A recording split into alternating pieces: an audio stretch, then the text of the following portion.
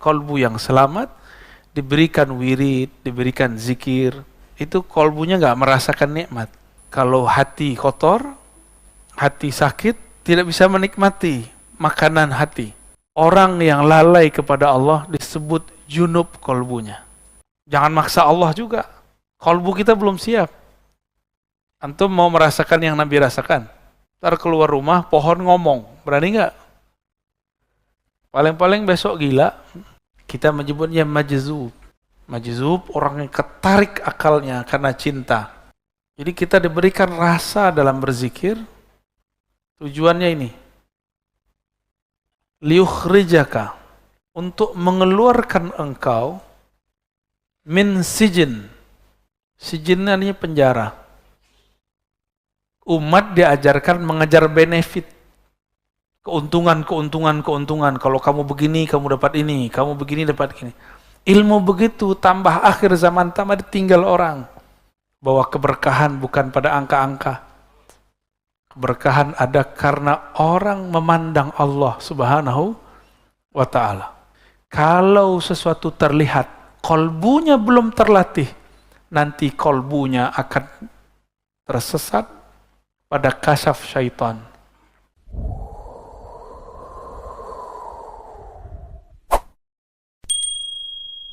Apa itu wirid? Amalan yang diistiqomahkan. Kapan seseorang mempunyai wirid? Apabila dia sudah menjadikan satu amalan menjadi amalan wajibnya di luar yang wajib. Jadi dia mendisiplinkan untuk dirinya di luar yang sudah ada. Kalau 5 waktu kita sudah tahu. Tapi di luar itu dia melazimkan amal-amal yang tidak dianggap wajib oleh orang awam.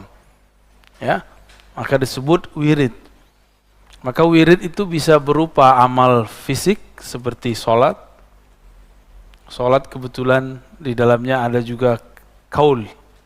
Ya, ada juga yang amal maliyah. Jadi fisik, badani, fi'li, qauli, ada mali, ada juga mal, pakai harta. Orang yang rutin setiap hari bersedekah itu jadi wirid. Atau setiap minggu berarti dia berwirid. Setiap bulan berarti dia berwirid. Ada yang menjadikan wiridnya umrah setiap tahun. Ada yang ulama kita menjadikan wiridnya setiap tahun haji. Apapun caranya dia pergi haji. Dulu ada imam-imam kita yang hajinya 60 kali, umurnya 80, berarti dari umur 20 sampai wafat, dia selalu berhaji.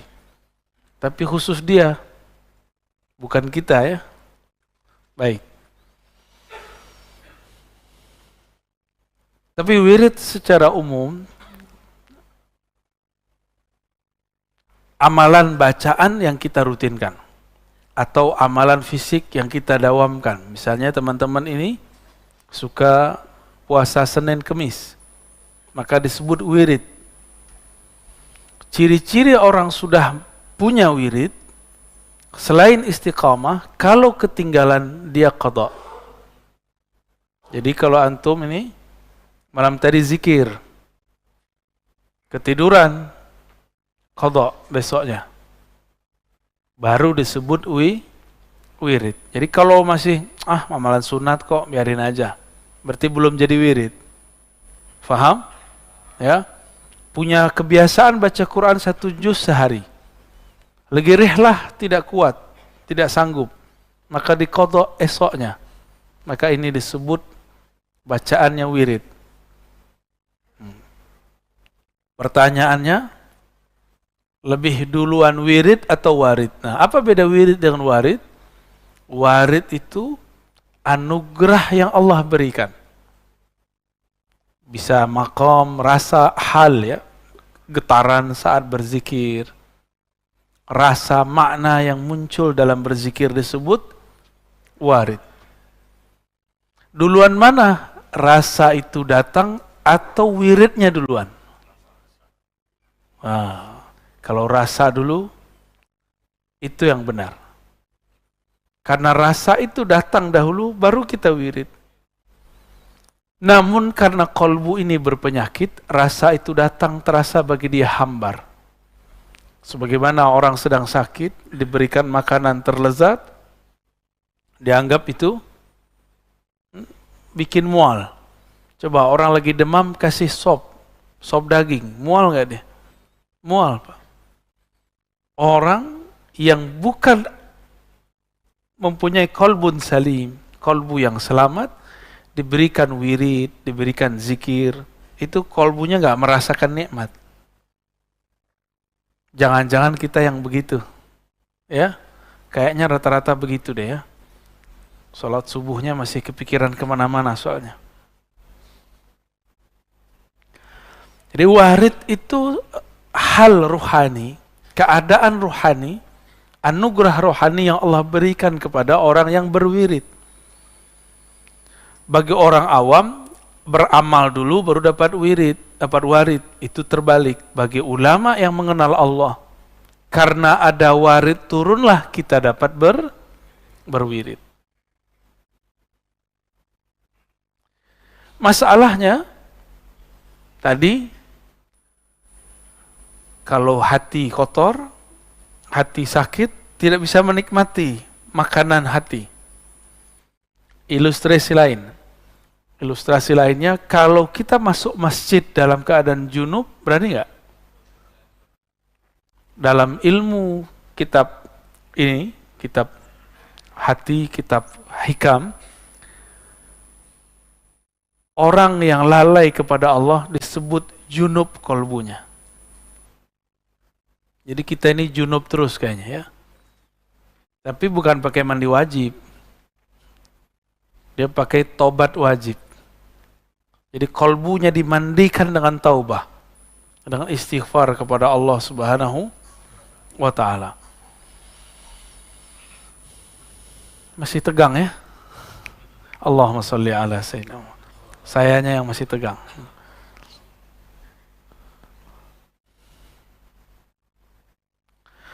Awrada 'alaika al-warida litasallamaka min yadil aghyar wa liharriraka min riqil athar. Awrada 'alaika, yang paling atas ya. Awrada 'alaika.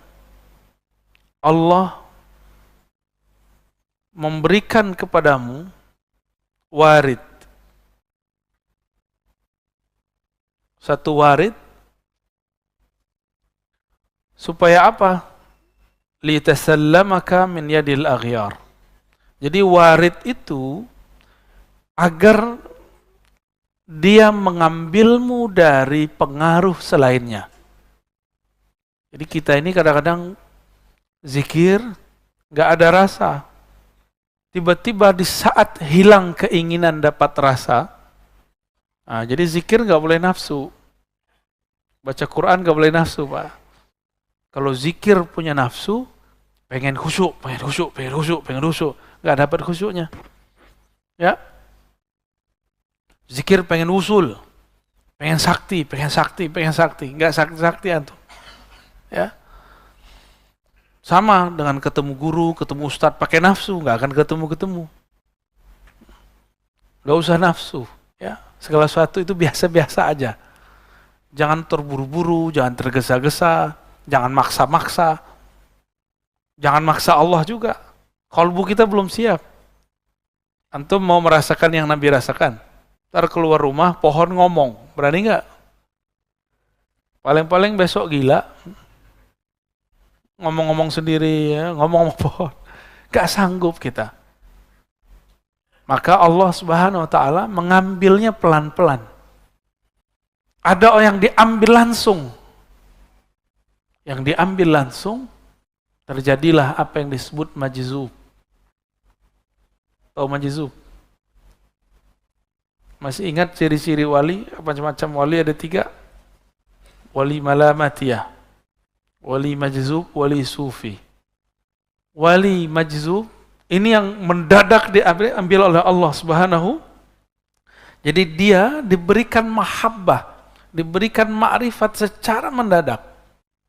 Maka kaget itu, akalnya kaget. orang biasa yang tidak mengerti walaupun gelarnya doktor, ustadz, kiai 1000 kali, kalau nggak paham ilmu ini, dia akan anggap orang yang mengalami itu gila. Dan saya dituduh orang yang meyakini wali gila. Menurut antum, Wan Syekhon gila nggak? Wali pastinya. Ya, saya punya penyakit serak kalau berbicara, apalagi pagi-pagi begini. Tiba-tiba beliau ngantarin satu obat yang sampai sekarang mujarab. Dokter diobatin orang gila, mungkin nggak? Hah? Mungkin nggak? Mungkin nggak dia gila? Nggak mungkin. Ente yang nggak paham. Ya. Jadi kita tidak pernah meyakini wali itu gila atau orang gila wali, nggak ada. Kita menyebutnya majzub, dan majzub beda dengan majnun. Majzub orang yang ketarik akalnya karena cinta, sedangkan majnun orang yang tertutup akalnya disebut gila. Waliharriraka min rikil athar. Allah memberikanmu warid, pertama menyelamatkanmu dari selainnya, yang kedua membebaskan kamu dari perbudakan athar, alam semesta. Athar itu boleh juga diartikan ciptaan Allah Subhanahu wa ta'ala. Kita ini mohon maaf sudah jadi budak fulus, budak badan. Coba antum lihat, berangkat pagi, pulang sore. Untuk apa? Fulus, jujur aja. Fulus untuk siapa? Untuk keluarga, untuk anak, untuk badan, untuk lifestyle, gaya hidup. Berarti kita betul-betul jadi budak badan ini. Budak dari pasangan kita sendiri. Mau jadi budak. Ya, budak kalau di Malaysia anak-anak. Tapi perbudakan, paham perbudakan. Waliharriraka min rikil athar. Allah berikan rasa supaya kamu tinggalkan perbudakanmu. Inilah yang membuat antum hadir pagi ini. Insya salah satu perbudakan badan tidur. Jadi tidur itu tanda kita tergadaikan oleh tubuh ini. Jadi pengennya jam segini ngapain? Tidur ya, sama Pak Sio pengen tidur. Tapi karena janji, gak boleh egois. Ya. Doakan saja saya selamat dan sehat selalu, dan teman-teman yang bersama. Ya. Kalau dihitung-hitung capek Pak. Ngajar itu capek, lelah, tapi ya. Kalau kita pikir lelah, kapan berjuangnya? Ya, itu suara apa itu, Bu? Ya, ditahan. Ya. Yang terganggu bukan saya, orang di depan saya ini, kekasih Bapak Ibu ini.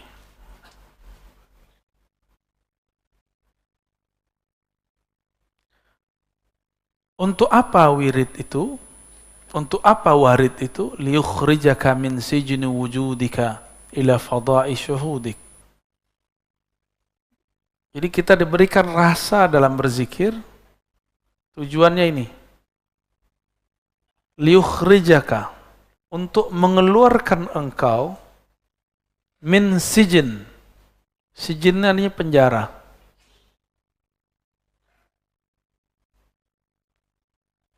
Kemarin saya ketemu dengan ketua rutan di pelosok negeri, di perbatasan Kalimantan Barat dengan Malaysia. Bapaknya baik sekali. Kita disambut benar-benar baik. Sebelum saya keluar, selesai kita ngisi kajian untuk para napi, nggak tahu napi namanya. Tiba-tiba ketua lapasnya, ketua rutan yang ngomong, Ustadz, doakan saya pindah segera. Waktu kajian saya ngomong, semua kita ini terpenjara. Saya tunjuk dia, ini dia terpenjara, ini terpenjara semua. Bedanya, yang lagi ditahan dengan fisiknya. Yang sedang bekerja, dia tahanan pekerjaannya. Tahanan daripada tuannya, atasannya. Benar nggak? Suami istri, kalau tidak kenal Allah, tidak cinta Allah dan Rasulnya, menjadi tahanan rumahnya. Coba lihat suami-suami ngomongnya apa? Takut sama istri. Padahal yang benar hormat kepada istri, dua hal yang berbeda. Menghargai istri itu beda sekali. Banyaklah kiai-kiai takut sama istri ya. Kalau kiai sudah takut sama istri, gimana nasib jamaahnya?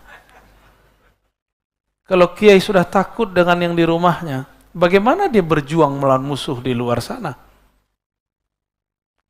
Yang di rumah bukan untuk ditakuti, tapi dicintai dan dihargai, udah sederhana. Dan mereka harus jalannya bersama Allah. Maka bahtera rumah tangga yang bukan karena Allah, bubar aja. Ya, untuk apa dipertahankan? Antum akan menjadi budak selama-lamanya. Jadi kalau enggak betul-betul sejalan kepada Allah, nggak usah dipertahankan. Satu mau kemana. Tapi saya yakin orang yang jatuh cinta, jika berbicara dengan cinta, dia mudah dibawa kepada Allah Subhanahu wa ta'ala. Maka di rumah jangan keras-keras Pak ya.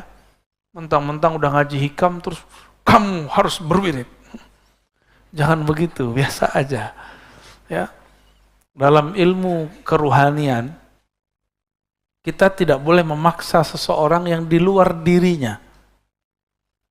Maka wiridnya murid seorang santri itu ngaji.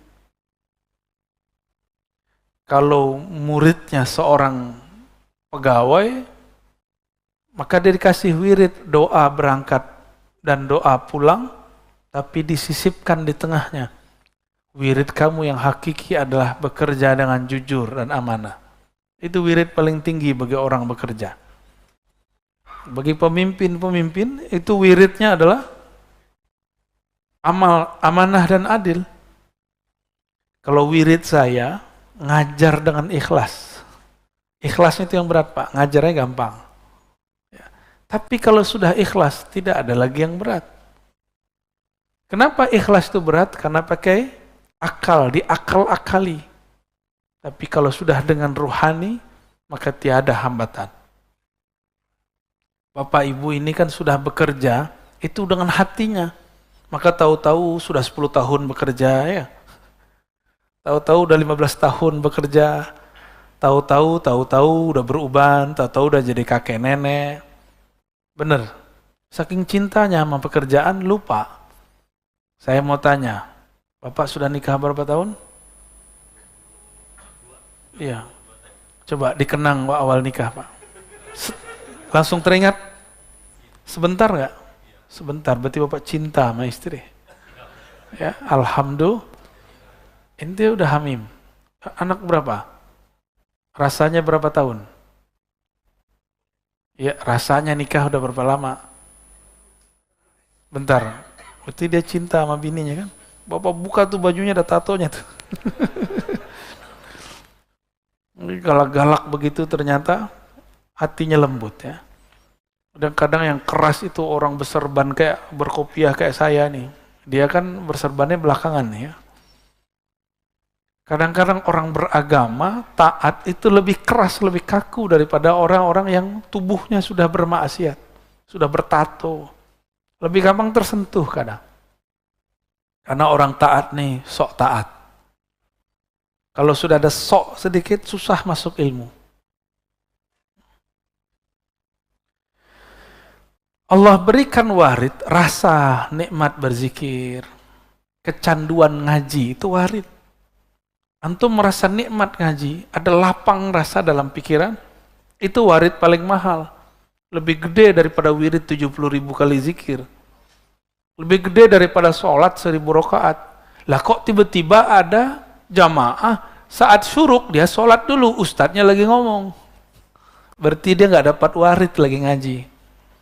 Dia beramal pakai nafsu, pengen dapat amalan, pahalanya umroh dan haji gratis. Ya, padahal ngaji lebih utama daripada itu. Antum belajar satu bab, ini udah 2 bab nih. Itu sama dengan 1000 rakaat. Syuruk cuma 2 rakaat. Tuh, cerdas nggak orang begitu? Tapi di banyak masjid saya melihat begitu. Karena umat diajarkan mengejar pahala, bukan mengejar ma'rifat, bukan mengejar ilmu. Umat diajarkan mengejar benefit. Keuntungan. Kalau kamu begini, kamu dapat ini. Kamu begini, dapat ini. Ilmu begitu, tambah akhir zaman, tambah ditinggal orang. Ya, maka para asatiz, para ustadz, kita cerita motivasi dengan pahala seperlunya. Mulai cerdaskan umat. Jangan perbodoh umat dengan benefit pahala. Itu anak kecil begitu. Anak kita dulu atau kecil diiming-iming orang tua. Kalau kamu sholat 5 waktu, bapak belikan sepeda. Kalau kamu puasa 30 hari, dibawa jalan-jalan ke Bali. Gitu. Kan salah itu ya. Tapi untuk anak kecil boleh. Untuk anak kecil boleh. Saya pernah cerita, saya bilang ke anak saya, nanti kalau kamu puasanya benar, beliin laptop. Sekali kita ketiduran. Masya Allahu, yaf'al. Kita ketiduran. Dia nangis. Dia nangisnya apa? Gak bisa beli laptop. Gak jadi beli laptop. Abi gak jadi beli laptop. Bangun jam 6 semua. Sok-sok tahajud malam tadi. Lewat, bablas. Itu anak nangis bukan karena puasanya tidak lengkap. Bukan karena dia tidak sahur. Tapi karena dia berpikir, tujuan dia tadi apa? Laptop. Jadian, Pak. Mau begitu?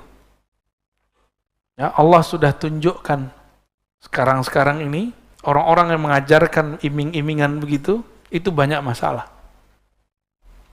Ya, pasti banyak masalah.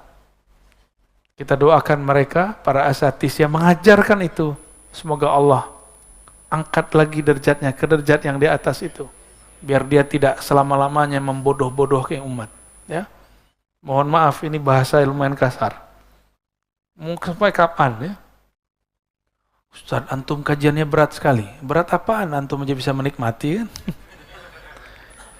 Berat tapi jelas nggak apa-apa daripada udah ringan menyesatkan. Sijni wujudika, penjara wujudmu. Wujud ini yang pertama wujud badan. Apa kata kawan? Oh, nggak kuat, kayak ente nggak kuat. Jadi dia membawakan ke badannya, bukan kepada ruhaninya. Jadi dia lihat ada orang kuat semangat, orang ini betul-betul mujahadahnya tinggi. Mikir, nggak mungkin kita nggak sanggup kayak dia. Berarti dia masih punya penjara wujud badannya. Ada juga yang penjara akal. Penjara akal. Nggak masuk akal. Yang paling lucu, ngomong kayak ilmiah, tapi salah bahasa, nggak logis. Saya tanya, masuk nggak logis apa? Nggak masuk akal. Nggak masuk akal beda dengan nggak logis. Tahu bedanya? Apa bedanya, Pak? Jangan-jangan selama ini kita ngomong, kita nggak paham apa yang kita omongi. Apa beda akal dengan logis? Ada beda nggak? Nah, logis. Logis itu dari kata logos.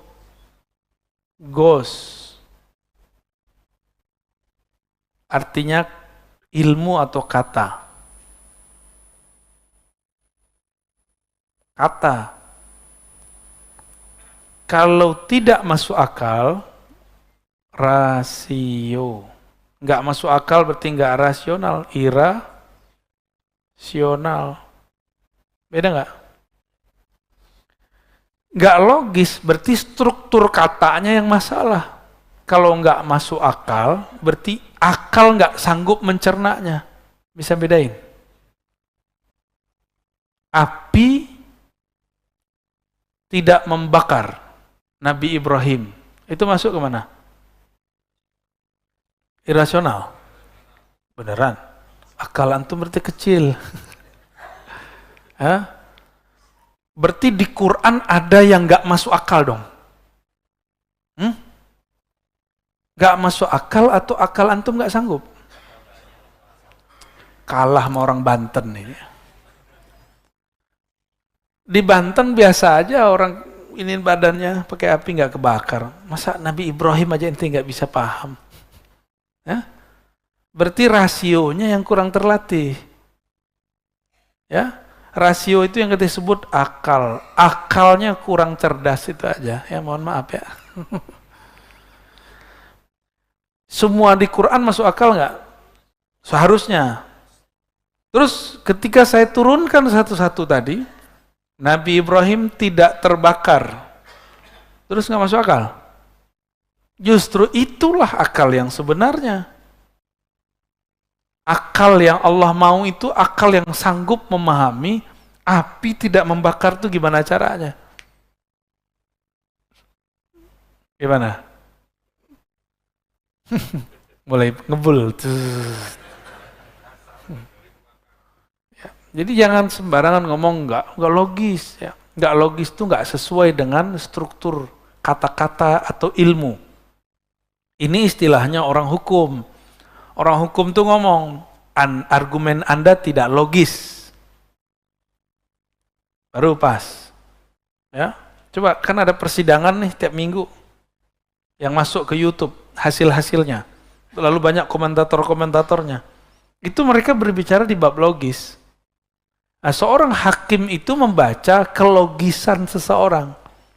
Walaupun dia benar, nggak logis salah. Walaupun dia salah, kalau dia bisa melogiskan, dia benar. Nabi sendiri yang ngomong. Jadi kata Nabi, aku ini cuma manusia.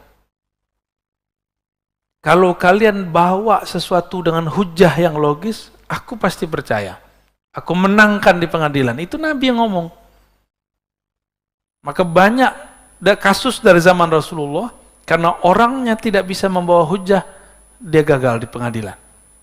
Bukan berarti pengadilannya nggak adil, pengadilannya adil secara logis, tapi mungkin nggak adil secara perasaan, gitu, ya. Jadi versi orang awam itu beda, keadilan dengan versi ahli hukum itu berbeda, Pak.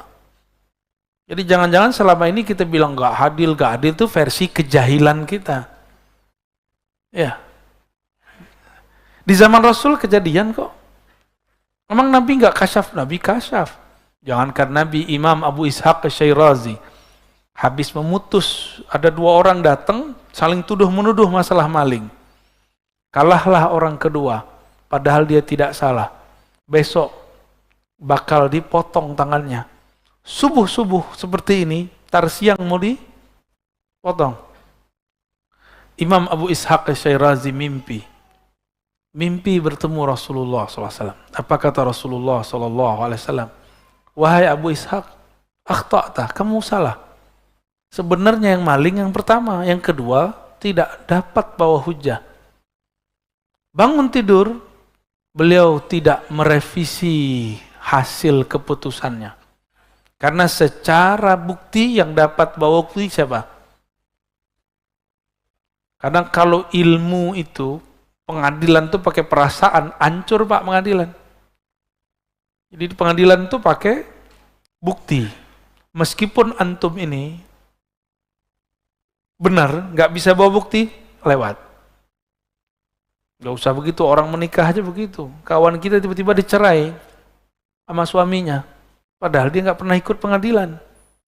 Ternyata itu si suaminya bisa merekayasa pakai orang dibayar Seakan-akan udah selesai, tahu-tahu surat udah turun. Bisa begitu, Pak. Jadi hakim cuma baca indikator yang datang kepada dia. Tapi kan orang komentar sekarang di luar ilmunya. Seakan-akan dia menguasai semua ilmu.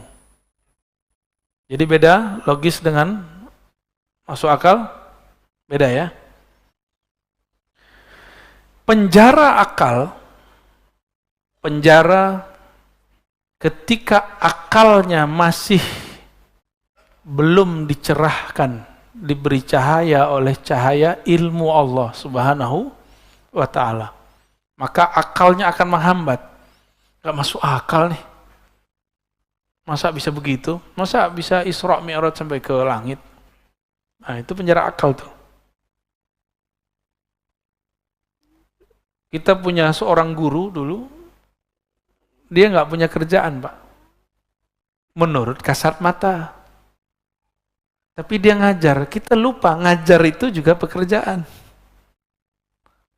Bedanya, kalau kita kerja untuk bos kita, dia kerja untuk Allah yang jamin dia. Lebih banyak mobilnya dari orang yang kerja untuk dunia. Lebih banyak tanahnya. Orang datang, Pak Kiai, saya mau kasih tanah. Pakai syarat, tidak, bil 10 hektar, 10 hektar. Orang kerja 50 tahun, 1 hektar pun tidak dapat ya.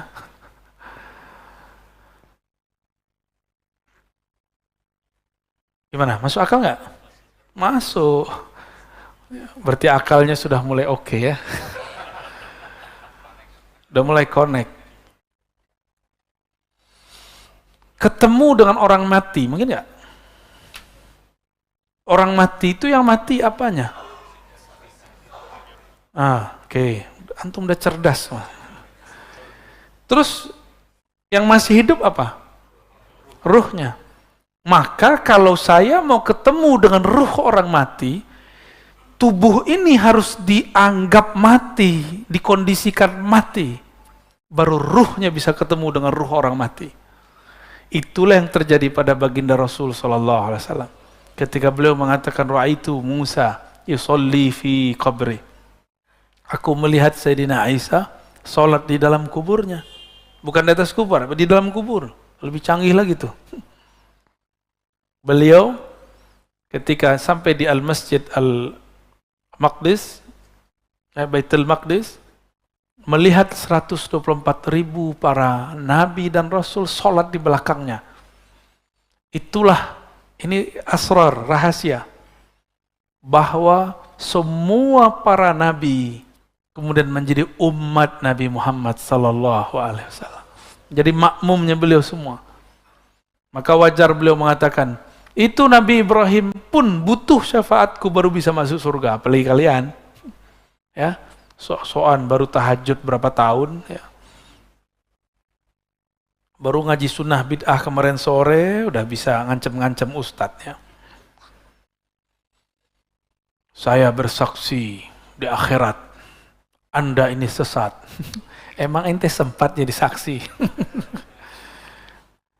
Berarti dia nggak mengenal akhir zaman, akhirat. Jadi ada namanya al-ilmu bi akhir zaman atau bil akhirah.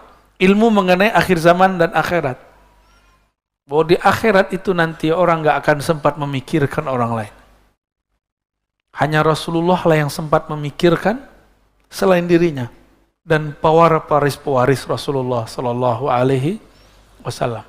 Orang yang di dunia ini memikirkan umat, nanti dia di sana akan dekat dengan Rasulullah sallallahu alaihi wasallam. Tapi orang yang sekarang di dunia ini, dia memikirkan dirinya sendiri, dia jauh dari Rasulullah sallallahu alaihi wasallam. Dari penjara wujudmu kepada fadha'i syuhudik, kepada limpahan penyaksian kepada Allah atau ranah menyaksikan Allah Subhanahu wa ta'ala. Itu tadi. Kalau Bapak bisa masuk akal nggak? Kiai di kampung digaji 200.000 sebulan dari pesantren. Tapi bisa berangkat umroh haji lebih sering dari Bapak ini. Tiba-tiba mobilnya ganti terus. Gajinya 200.000 sebulan. Seperti yang saya katakan tadi, tanahnya tambah terus. Orang nitip, orang ngasih. Bisa begitu. Gajinya cuma 200, tapi karena dia kerja untuk Allah, bukan untuk tuannya, maka Allah Subhanahu wa taala kayakan dia. Yang tadinya, kalau coba pikirin Pak, kerja 24 jam, jadi kiai kan kerja 24 jam. Baru mau tidur, tiba-tiba gedor-gedor. Pak Kiai, sakarat, tolong ditalkin. Mau tidur, udah lama nggak ketemu istrinya, baru senang-senang dengan istrinya, tiba-tiba gedor-gedor lagi. Pak Ustadz, ada yang kesurupan. Wah, ustadznya dukun kali ya. Akhirnya ya datanglah ke sana. Selesai, dikasih amplop TKS. Terima kasih Ustadz. Gak dikasih apa-apa. Tapi si Ustadz bekerja untuk Allah. Allah yang jamin dia. Percaya bahwa keberkahan bukan pada angka-angka. Keberkahan ada karena orang memandang Allah Subhanahu wa ta'ala. Ya. Saya kalau pikir-pikir di pesantren atau di kampus ngajar, malas kita Pak. Tapi kita pikirkan keberkahan, Masya Allah. Ya, ada aja. Dan keberkahan itu milik mutlak Allah Subhanahu wa ta'ala, dan dia bisa kirim lewat benda apa saja, di saat kapan saja. Gimana? Yakin anaknya mau jadi kader, jadi kiai? Gaji 200.000 sebulan. Baik. Jadi untuk apa wirid? Warid itu memerdekakan kamu dari perbudakan selain Allah Subhanahu wa ta'ala. Sebenarnya di kolbu ini ada penjara. Sebelum masuk ke dalam kolbu ada penjara, namanya penjara cahaya. Jadi orang kalau masuk ke situ, dia sudah merdeka dari yang sebelumnya, tapi masuk ke penjara baru. Ini ada teksnya di sini ya.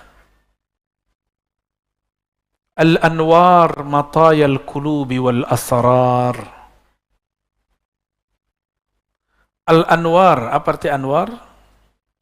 Cahaya. Ada namanya anwar? Ada ya? Anwar. Cahaya-cahaya itu matayal qulub.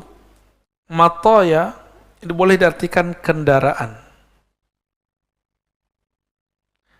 Cahaya itu adalah kendaraan untuk kolbu dan sir. Ini kolbu, ini sir ya. Apa arti sir? Jadi kolbu kita itu ada lapisan-lapisannya. Lapisan terdalam sebelum masuk ke ranah ruh namanya sir. Ya.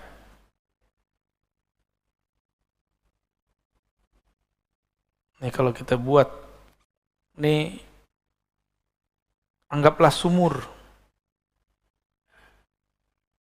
Ini sumur kolbu.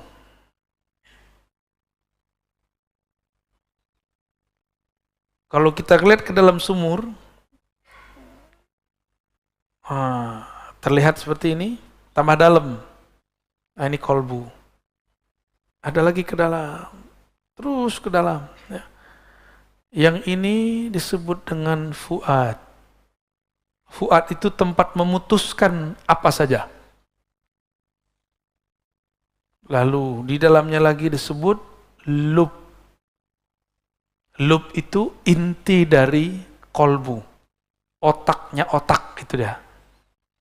Jadi semua kecerdasan kita ada di lub. Orang yang berpikir dengan lubnya, dia akan mampu membaca 10 tahun ke depan, 5 tahun ke depan.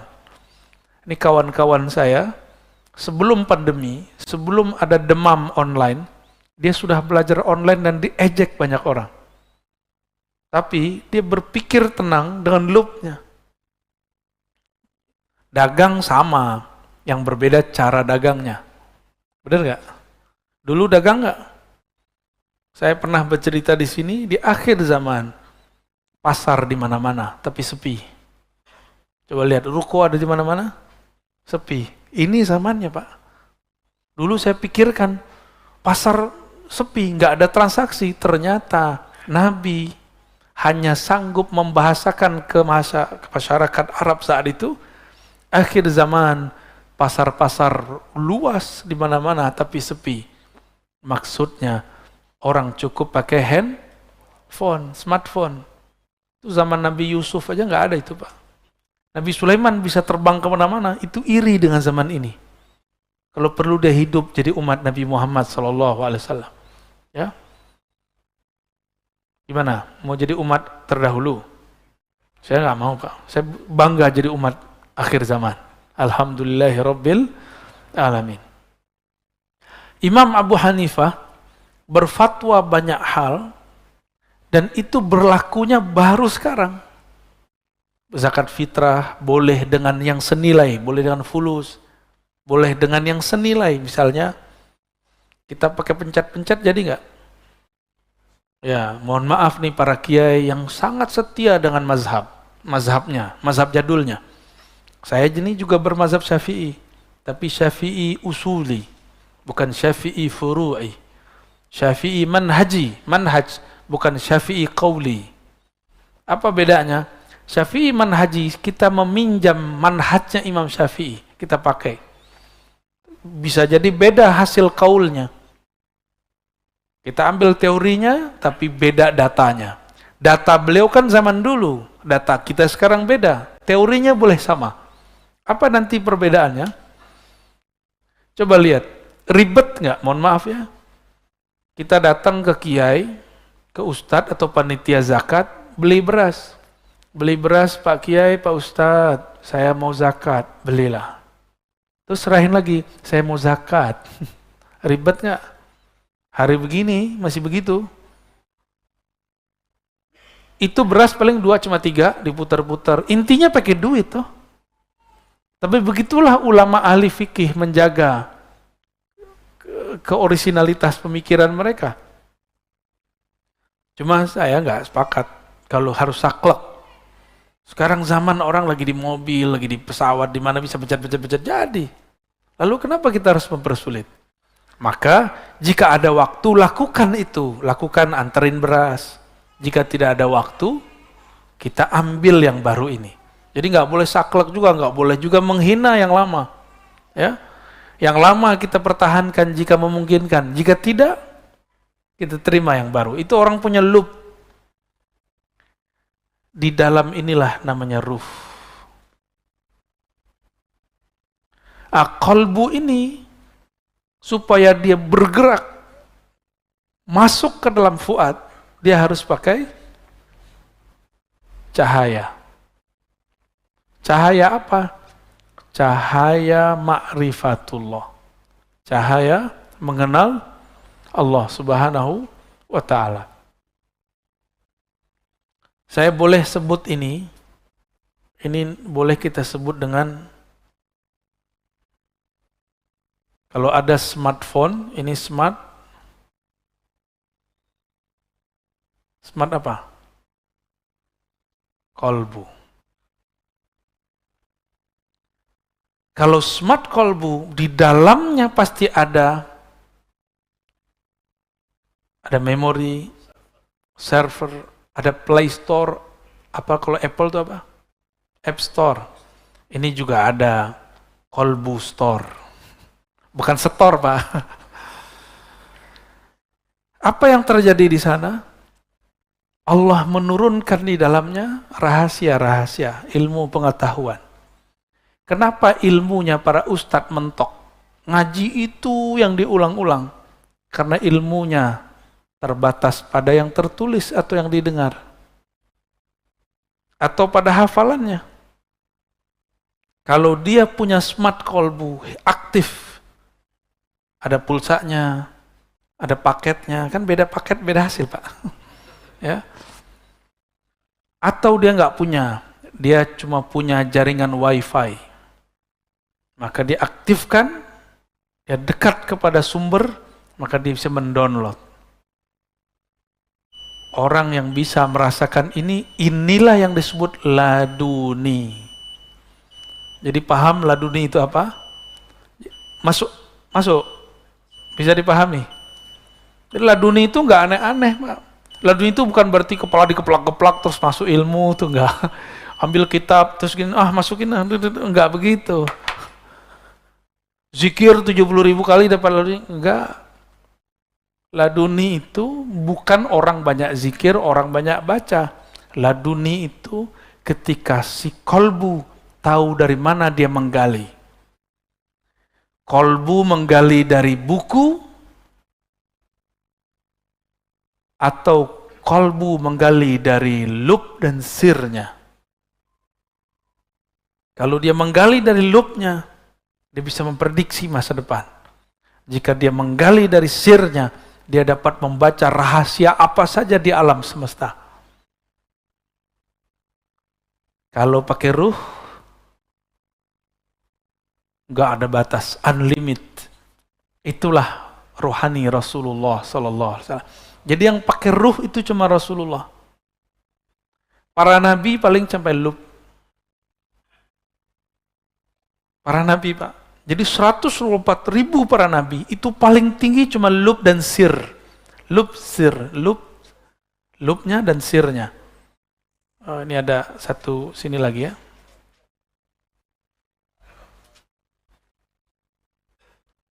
Sampai di situ para nabi. Nah, nabi yang sampai ke sir, itulah 313 rasul. Sedangkan selainnya, sampai di awal-awal sir itu, sedangkan yang 313 itu di ujung. Udah di ujung pencapaian rohani. Yang menjadi pakar ruh cuma Rasulullah Sallallahu Alaihi Wasallam. Maka ilmunya Rasulullah di atas para malaikat. Jibril nggak bisa tembus, Pak. Jibril cuma sampai ke Fuad. Jibril menurunkan Al-Quran sampai ke Fuad. Sebenarnya dia tidak menurunkan, dia cuma nyolek fuadnya Rasulullah. Ternyata dalam kolbu Rasulullah sudah ada semua Quran. Jadi Quran turun itu cuma formalitas. Pada hakikatnya di kolbu Nabi sudah ada semua Quran itu. Kan khuluquhul Quran, akhlaknya Quran, berarti dia itu batangannya Quran, kira-kira begitu. Isinya Quran ya Rasulullah itu sendiri. Kalau akhlaknya Quran, sifatnya apa dong? Hembusannya apa dong? Dialah hakikat Quran yang sebenarnya. Dengan demikian, Rasulullah SAW itu ilmunya unlimited, tidak terbatas. Kalau kita ada kuota unlimited, tapi kalau habis jatahnya, loading.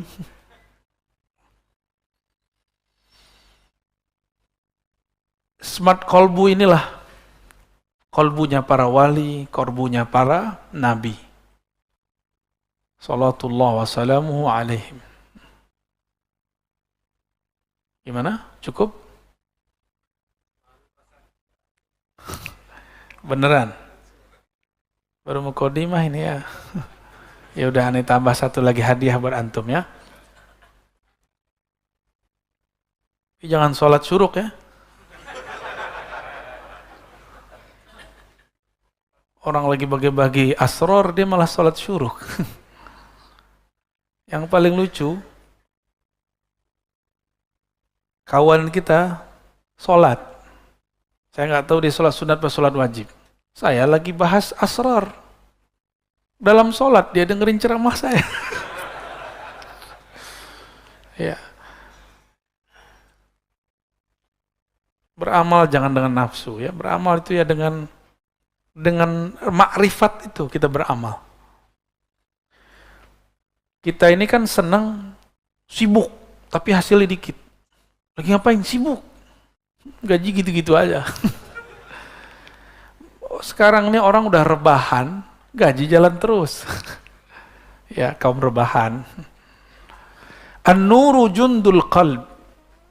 Cahaya keilmuan itu, cahaya makrifat itu jundullah, tentara Allah.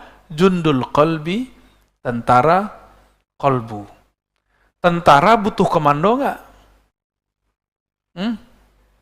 Butuh komando. Betul? Beneran? Maka ini kolbu harus dilatih mengomandoi nur. Butuh mursyid. Syekh yang membimbing dia. Kalau enggak nanti, ketika ada cahaya yang tadi tidak terlihat, namanya kasyaf. Paham? Kalau sesuatu terlihat, kolbunya belum terlatih, nanti kolbunya akan tersesat pada kasyaf syaitan. Karena kasyaf ini terbagi, ya, kasyaf, apa arti kasyaf? Terbukanya tabir gaib. Kasyaf, ya. Terbukanya tabir gaib. Kasyaf ini ada kasyaf syaitani.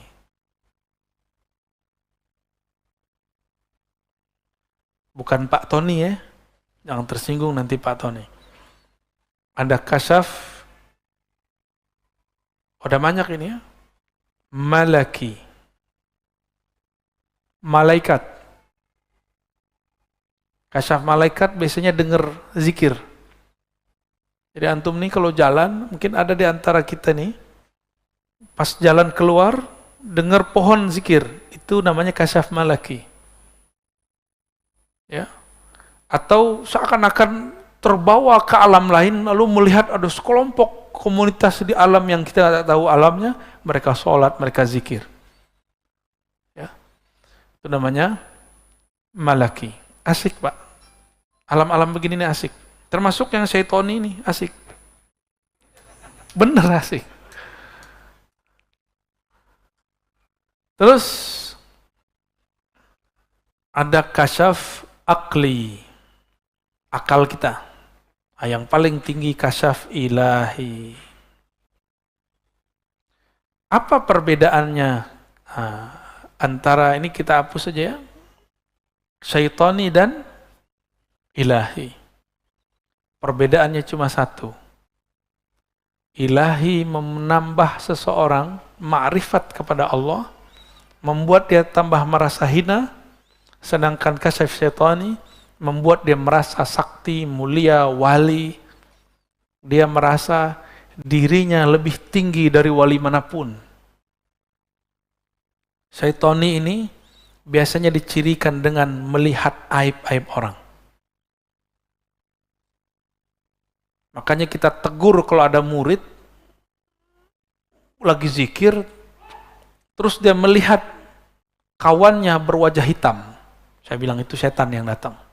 Supaya kamu tengkar dan suuzon kepada kawanmu itu. Ya, jadi jangan langsung percaya. Ciri-ciri kasyaf syaitani, terbukanya aib orang lain, dah gitu aja. Jadi kalau setiap aib, itu bukan dari Allah. Dan biasanya, kalau itu dari Allah, dia berbicara aib, tapi nggak disebutkan orangnya, cuma dikasih simbol-simbol. Suatu kali saya diuji oleh Allah, harus mundur dari semua jadwal saya karena diperintahkan guru.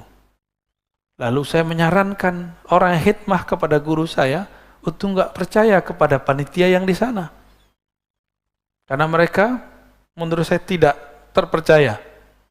Tapi saya dianggap su'ul adab dan saya ridho. Tapi sebelum saya meridho itu, tiba-tiba Allah kasih penglihatan. Lagi tadi sebelum kayak kita datang ke masjid 15 menit sebelum azan.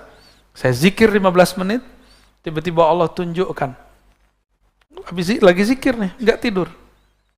Ada orang kayak santri cium tangan guru saya, tapi lidahnya seperti ular. Tapi orang ini nggak kelihatan wajahnya siapa. Nah ini berarti dari Allah. Karena saya tidak kemudian bersuuzon kepada siapapun. Cuma kemudian mencari-cari ini siapa. Karena Allah Ta'ala yang menurunkan, maka kita katakan, ya Allah, bimbing aku di jalan. Jangan sampai menyalahkan orang yang tidak salah. bantu menyelesaikan masalah. Ternyata betul, bertahap Allah bukakan siapa orangnya. Tanpa perlu saya ngomong. Jadi kalau kasyaf dari Allah, nggak bisa direncanakan, Pak. Penciriannya apa yang paling penting? Tidak menyebutkan aib seseorang secara jelas. Gitu ya. Nanti antum nih, zikir. Tiba-tiba ngelihat di jidat kawan kita ada noda hitam.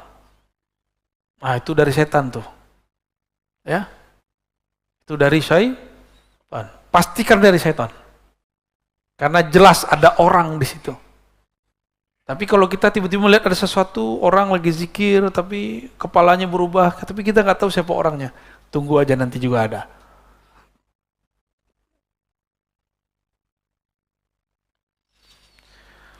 Cahaya itu tentara kolbu. Kama anna zulmata jundun nafs. Sebagaimana kegelapan adalah tentara jiwa, diri, nafsu. Berarti ada dua tentara ya.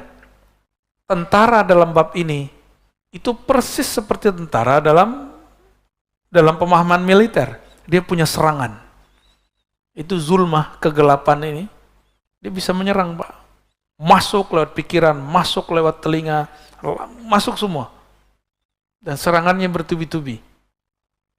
Kalau orang berzikir dengan nafsunya, pengen jadi wali, nanti pas lagi zikir, kamu wali, kamu wali, kamu wali. فَإِذَا أَرَضَ اللَّهُ أَن يَنْصُرَ عَبْدَهُ أَمَدَّهُ بِجُنُودِ الْأَنْوَارِ. Ciri-ciri orang yang diselamatkan Allah, Allah kirim tentara cahaya, tentara ma'rifat, tentara laduni. Ciri-ciri orang itu tidak diselamatkan oleh Allah. Allah biarkan dia bergejolak, bergelimang dengan kegelapan dan selainnya.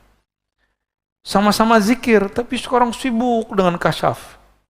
Sibuk dengan urusan jin.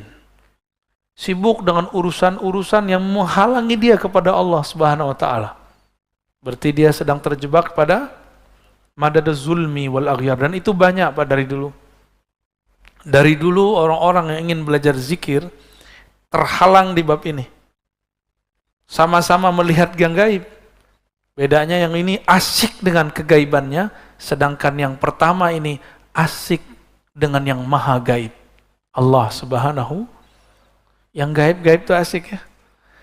Kalau dulu anak kecil petak umpet, cari yang gak kelihatan, kan gaib juga. Petak umpetnya ahli zikir, pengen cari-cari khadamnya orang. Cek nih, cek, wah kamu punya khadam nih 1000. Cek, oh kamu punya jin nasab. Asik gitu Pak, asik bener. Saya kan mantan.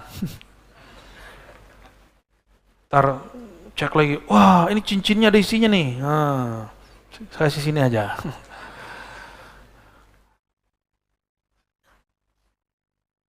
Maka kalau Bapak Ibu nih simpan benda-benda yang diisi-isi,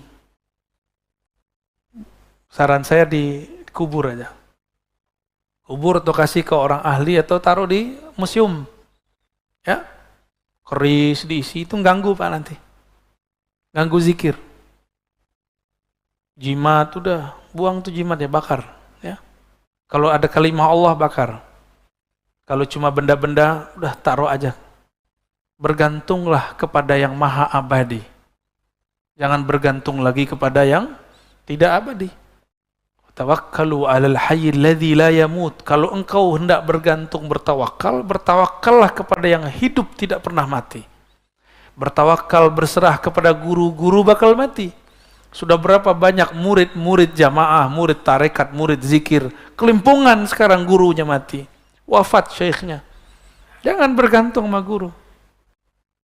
Apa kurang cukup pelajaran dari Sayyidina Umar?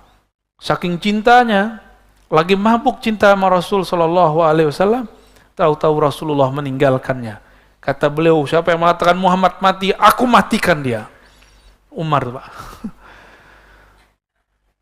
Itu terjadi Pak di banyak komunitas zikir. Guru itu berjasa, menjadi pintu. Kalau udah masuk, sudah bersama yang di dalam pintu. Jangan, nggak usah dibawa-bawa pintunya. Ya. Paham maksud saya? Sayyidina Ali mengatakan, Ana Madinatul Ilm, wa Aliyun babuha. Nabi Muhammad SAW menyebut Sayyidina Ali, aku kota ilmu, Ali pintunya. Itu hadis mutawatir, didhaifkan oleh kelompok pembenci Ahlul Bait. Ahlus Sunnah cinta sahabat, cinta Ahlul Bait. Kita respect kepada dua golongan ini. Jadi ciri-ciri Ahlus Sunnah yang sebenarnya cinta ulama, sahabat, cinta Ahlul Bait. Cinta Ahlul Bait bukan berarti membenarkan semua kata-kata Ahlul Bait. Ini kan ada Sayyid, ya, ada Habib paling 1-2 orang. Ya dia sama kayak kita, tanya aja sama dia. Nggak ngaji dia jadi orang jahil. Nggak sholat dia jadi fasik. Ya. Sama. Bahkan dosanya lebih besar dari kita. Karena di dalamnya ada darah Rasulullah SAW. Emang enak jadi Habib. Ya. Kawan-kawan mau jadi Habib, atau Habib palsu. Habib PA atau... Ya. Emang kalau udah pakai gamis jadi Habib. Pakai jenggot, ngomong tabarakallah, masya Allah. Enggak jadi Habib. Habib itu nasab dari Rasulullah SAW dan itu anugerah.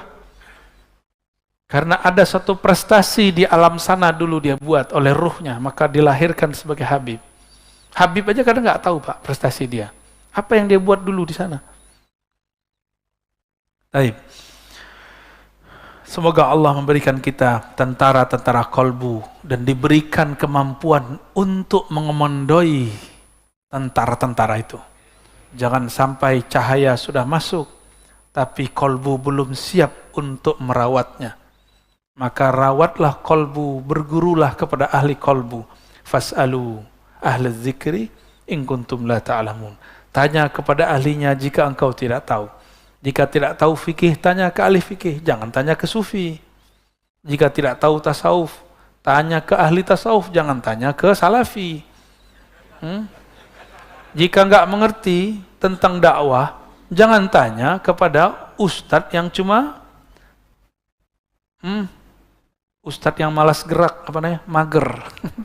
Ada ustadz mager, Pak, dia di rumah aja ya, nggak apa-apa juga sih. Jangan tanya jemaah tabligh kepada ustadz mager, nggak paham dia. Sebagaimana antum jangan tanya persoalan suluk khalwat kepada orang yang sedang rihlah dakwah. Dulu kita khuruj, saya ikut khuruj dulu. Sampai di satu tempat, itu orang kampung sana suluk tarekat. Zikirnya Allah, Allah. Setahu saya, dalam khuruj ada bab tidak boleh membicarakan atau menyalahkan khilafiyah. Ini kawan saya menyalahkannya, diusirlah. Untung ada saya, sudah pernah bersuluk 40 hari. Kita cut, dari bisa yang urus. Akhirnya, jadi bersahabatlah kita sama orang yang tadi disalah-salahkan itu.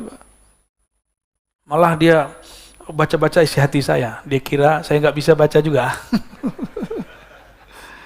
Taib, alhamdulillahi rabbil alamin. Ngebul ya. Semoga Allah kirim tentara kolbu, bukan tentara nafsu. Ya. Dekati ahlinya, jangan jauh dari mereka, amalkan ilmunya. Insya Allah tentara kolbunya dapat dikendalikan. Ya. Amin ya rabbal. Mungkin ada 1-2 pertanyaan. Wow, ini tuh sering nih. Kali beling ya, fadhal.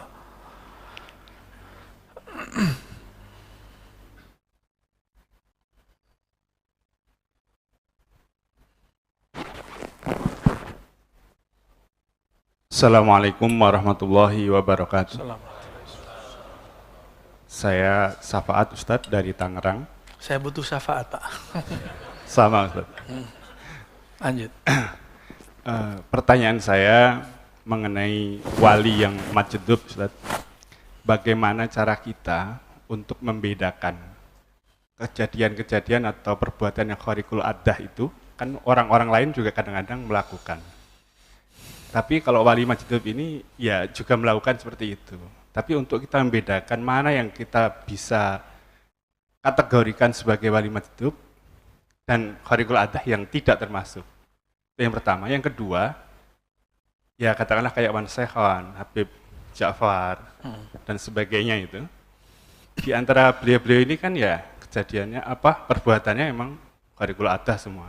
Yang mana yang boleh kita ikuti atau bagaimana cara kita mengikuti namanya wali, kita pengen mengikutinya. Tapi kan susah tadi. Gimana kejadian seperti itu? Mohon maaf, kadang-kadang saya ketika pertama mendengar Habib Ja'far Al-Kaf itu berdoa, saya kaget. Kayak gini kok wali? Kayak gini kok wali? Dan banyak gitu ya? Saya akhirnya para kiai cium tangan. Iya. itu seperti itu. Maksudnya kita mana yang harus kita ikuti? Baik. Syukran Ustaz. Assalamualaikum warahmatullahi wabarakatuh. Teman saya terjebak oleh kata-kata gitu, Pak. Kayak gini kok wali.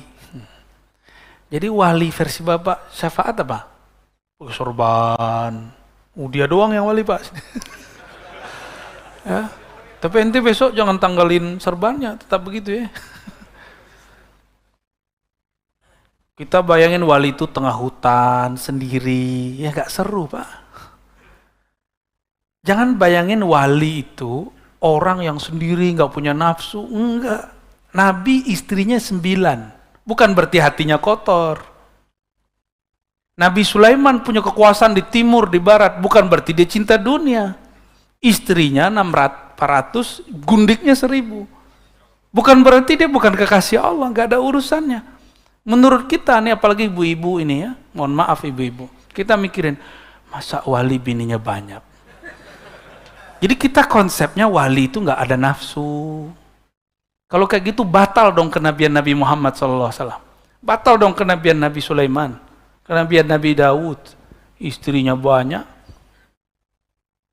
Wali itu jangan pakai konsep kita. Wali itu pakai konsep yang punya kewalian. Siapa yang punya kewalian? Allah. Nah itu riqil athar juga tuh ya. Budak asumsi, paradigma. Jadi tolong jangan pikirkan wali itu semuanya kemana-mana pakai tasbih, terus pakai tongkat. Subhanallah. Enggak, Pak. Sesekali saya meniru itu. Malam tadi kita kajian di Tangerang, saya pakai tongkat. Tapi enggak selalu, biar Bapak juga tahu bahwa itu bukan semuanya wali begitu. Kita mah wali murid ya. Benar enggak wali murid? Udah pasti. Sama wali anak kita sendiri ya. Wali menurut Allah itu apa? Ala inna awliya Allah la khawfun alaihim wa la hum yahzanun. Wali Allah itu tidak ada hazannya. Tidak ada khaufnya. Jadi wali nih. Ini kan kita punya konsep macam-macam. Nah, ujungnya ada 2 karakter dia. Apa itu? Tidak ada hazan. Apa arti hazan? Huzun ya. Sedih. Yang kedua khauf.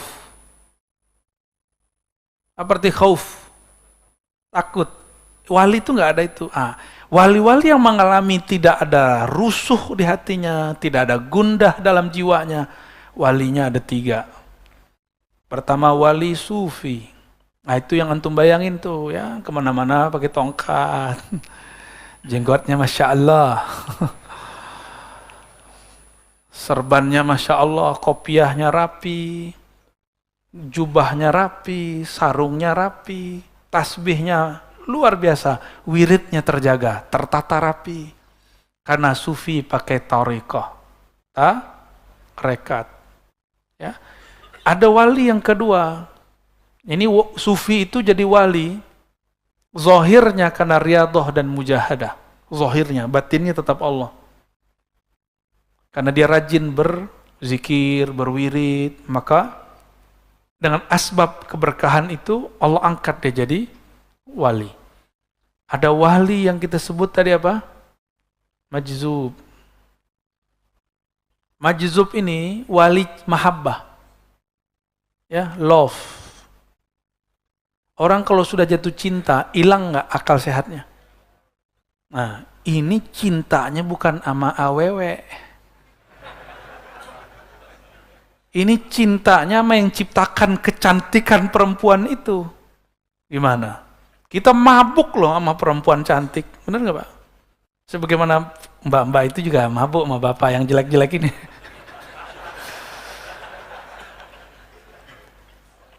Betul-betul memabukkan, itu baru cinta fisik. Yang mohon maaf, ya buang airnya masih bau lah. Ya. Itu wansehan Pak. Sahabat saya saksinya, buang air kecilnya nggak bau. Di pipis. Itu air seninya nggak bau. Percaya gak? Ini saksinya bukan 1-2 orang, hampir dimanapun dia kencing di situ, mohon maaf ya, bahasa kasar begitu.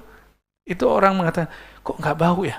Itu baru cucu Rasulullah, cicit Rasulullah SAW. Gimana Rasulnya? Sallallahu alaihi wasallam. Padahal orang rokok itu kan kotor pembersihannya. Normalnya kalau dia ngerokok itu pasti bau. Bener nggak? Kita yang nggak ngerokok aja bau. Karena jengkol. Yang ketiga namanya malamatiyah. Malamatiyah ini ada satu torikot di Turki namanya malamatiyah. Tapi bukan itu. Malamatiyah ini orang yang diberikan asrar dan ma'rifat mutlak. Itu mutlak. Maka malamatiyah ini karena dia punya asrar di mana? Di bagian paling dalam kolbu tadi, ruh. Dia harus menjaganya. Karena ini permata, permata harus dijaga benar.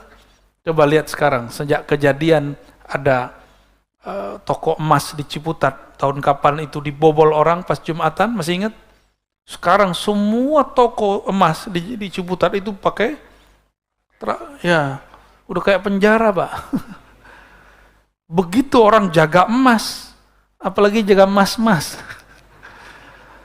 Ini malamatiyah jaga rahasia langit dan bumi, bahkan rahasia aras, bahkan rahasia sebelum aras dicipta. Bahkan rahasia setelah alam ini ada. Itu dia nyimpen semua di kolbunya. Orang malamatiyah.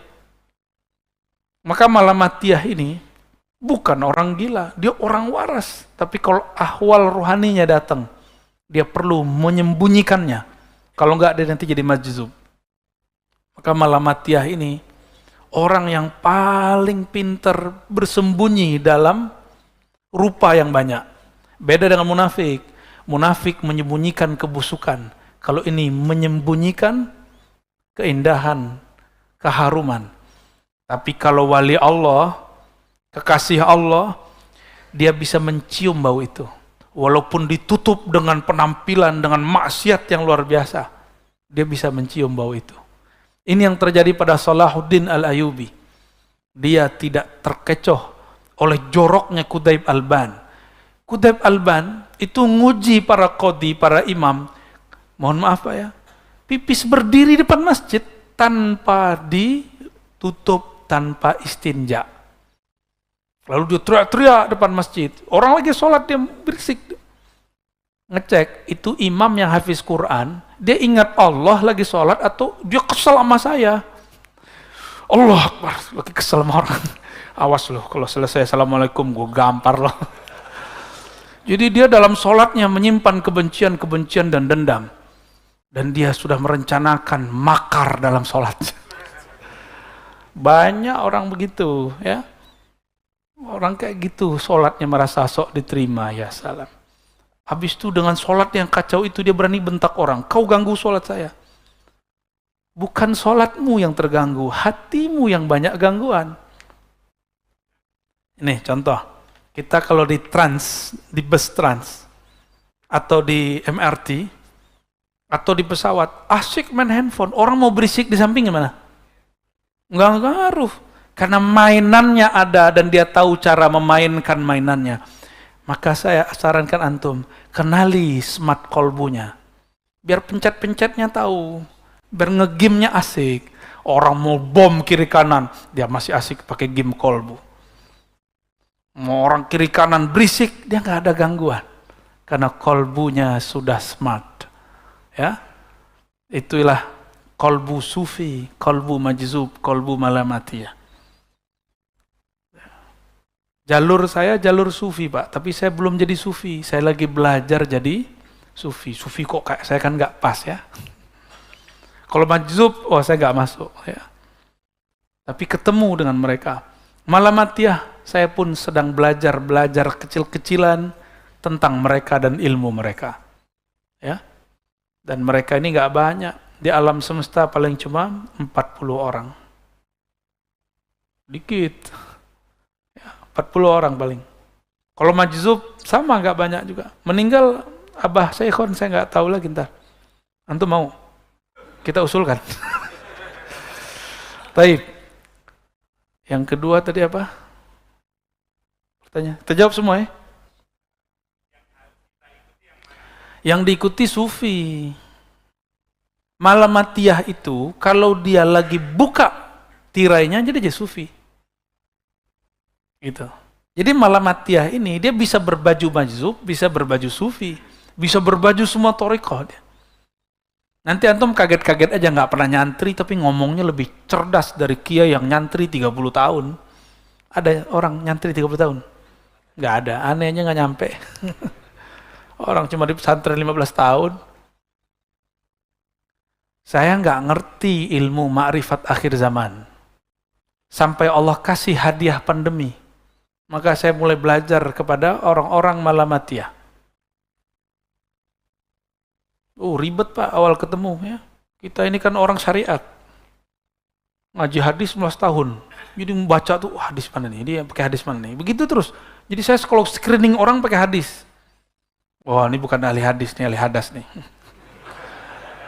Sekali ketemu orang Malamatiyah, Masya Allah, saya malu kepada Allah. Dia nanya, oh kamu ya orang yang hafal 4.000 hadis itu? Dia ngomong gitu, ini kan muji.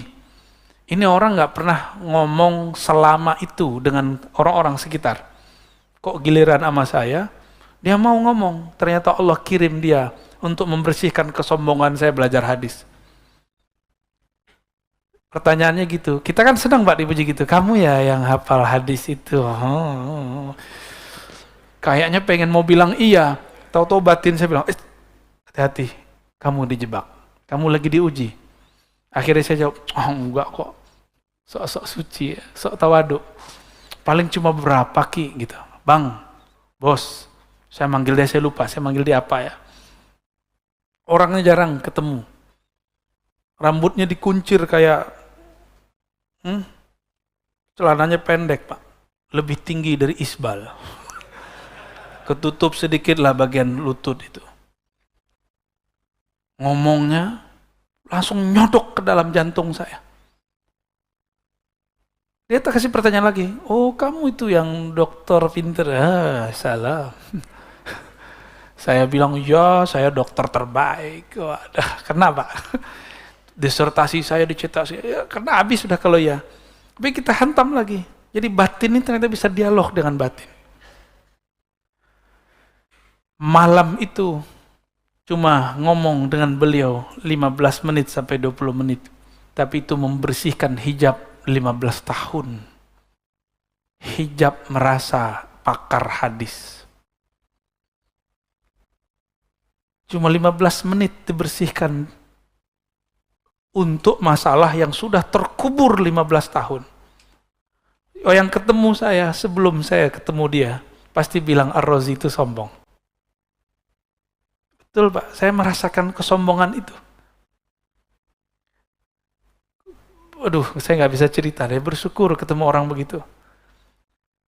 Jadi jangan-jangan orang yang muji kita itu sedang, ya Allah membersihkan atau menjeblosin sekalian.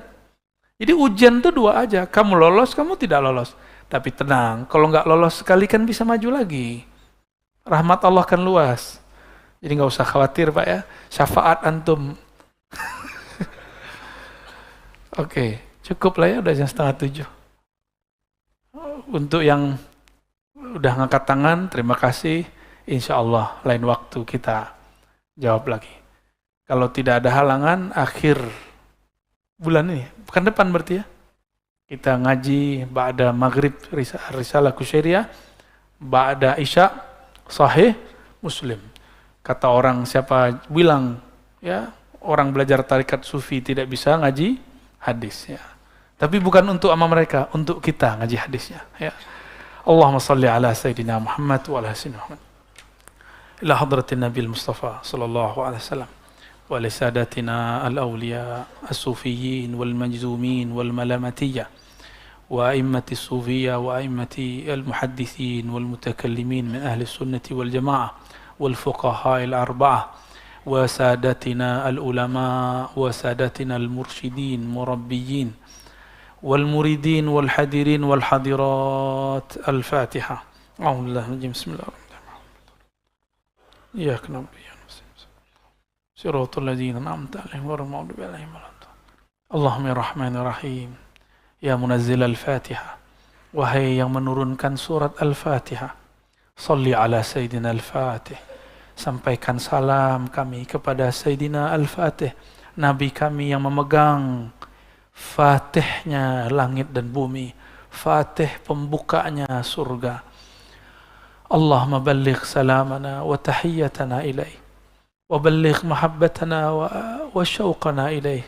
Ya Allah, sampaikan salam rindu kami, salam cinta kami kepada baginda Nabi Muhammad sallallahu alaihi wasallam. Salatu wassalamu alaika ya Sayyidana ya Rasulullah.